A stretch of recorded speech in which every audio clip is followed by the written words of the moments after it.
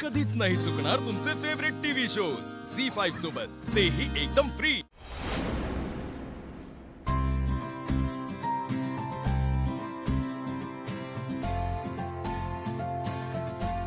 बाबा, आपण आनंदींची ऍडमिशन करायला आलोय खरं, पण पालक कोण आहेत विचारल्यावर आपण काय सांगणार?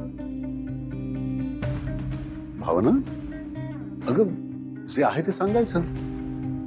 सांगूया त्यांना की आनंदीचे वडील नाही आहेत आणि आईच्या जागी तुझं नाव लिहायचं। तसं नाही, मी आनंदींना जरी मनापासून माझी मुलगी मानत असले ना, तरी मी अजून लीगली त्यांना दत्तक नाही घेतलंय। पुढे जाऊन प्रॉब्लेम नको यायला। बरोबर बोलतेय ती। आपल्या भावनाचं अजून लग्नही झालेलं नाहीये। मला असं वाटतंय की ही सगळी परिस्थिती आपण प्रिन्सिपल मॅडमच्या कानावर घालू आणि त्यांना सांगूया की यातनं काहीतरी मार्ग काढा। चल।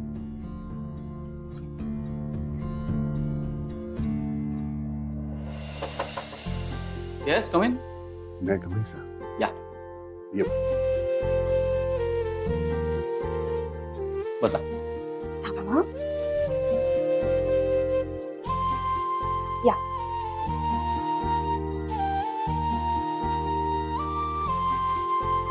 आम्ही आमच्या मुलीचे ऍडमिशन करता इथे आलोय। काय नाव काय मुलीचं? आनंदी। पूर्ण नाव काय? आनंदी श्रीकांत इनामदार। तुम्ही कोणीचे? सर, आम्ही हिचे पालक आहोत।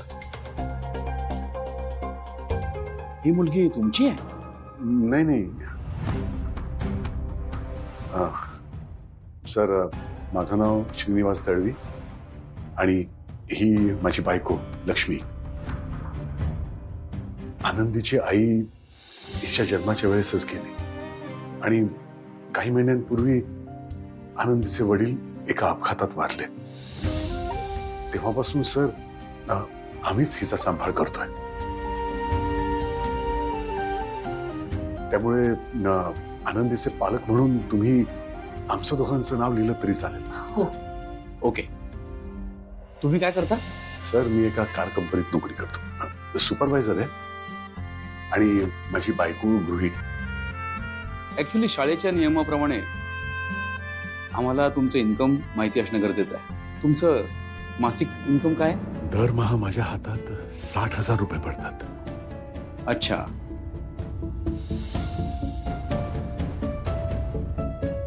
हिच्या पायाला काय झालंय?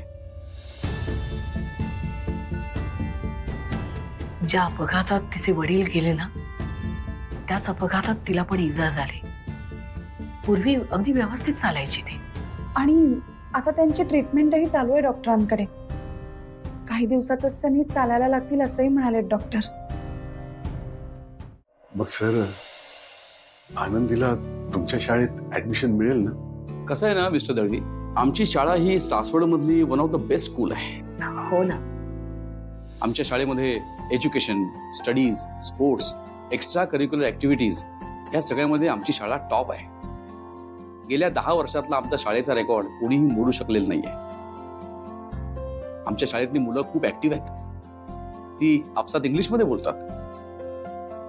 मला वाटत नाही की तुमची मुलगी या शाळेमध्ये रमेल।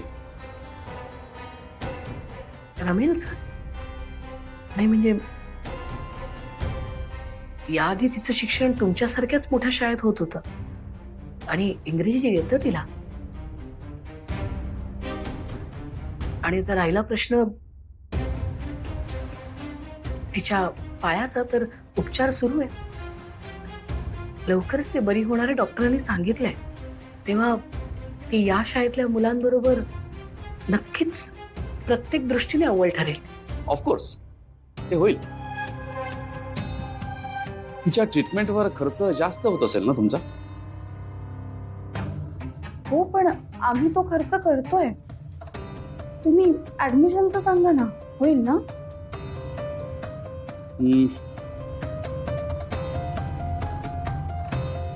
सॉरी, शाळेची फी जरा जास्त आहे. तुम्हाला तो खर्च परवडणार नाही असं वाटतंय मला. तुमच्या बजेटच्या बाहेर जाणार आहे.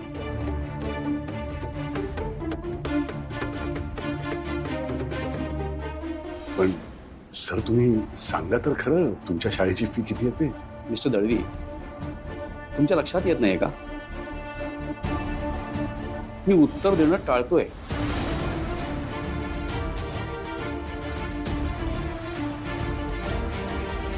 कशाला अननेसेसरी प्रश्न विचारताय? एखाद्या सरकारी शाळेमध्ये जाऊन चौकशी करा ना, तिथे नाव घाला.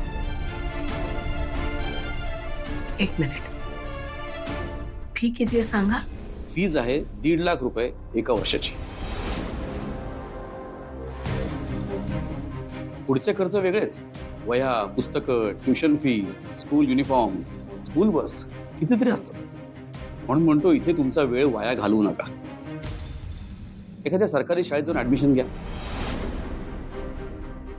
दिस school is not for people like you, especially middle class people, because middle class people can't afford the best schooling which we offer. Excuse me? What schooling are you talking about? By virtue, every school should give same respect and opportunity to every student, isn't it? But I don't see this happening here. So students join school not for just marks. They join to become good citizens, better person, better people. And I believe the teachers are the guide to that. But with kind of teachers I see here now, I don't think so. Children here are going to survive these kind of values.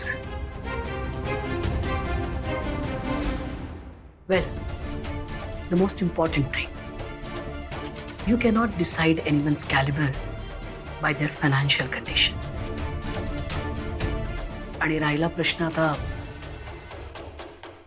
तुमच्या इथे दाखला मिळवण्याचा, तर आम्ही तुमची fee भरू शकतो की नाही हा आमचा वैयक्तिक प्रश्न आहे. पण एक मात्र नक्की सर, ज्या शाळेची फी जास्त आहे ती शाळा उत्तम आहे अशा गैरसमजात आम्ही जगत नाही. तुम्ही दिलेल्या वेळेबद्दल धन्यवाद. येतो. धन्यवाद सर.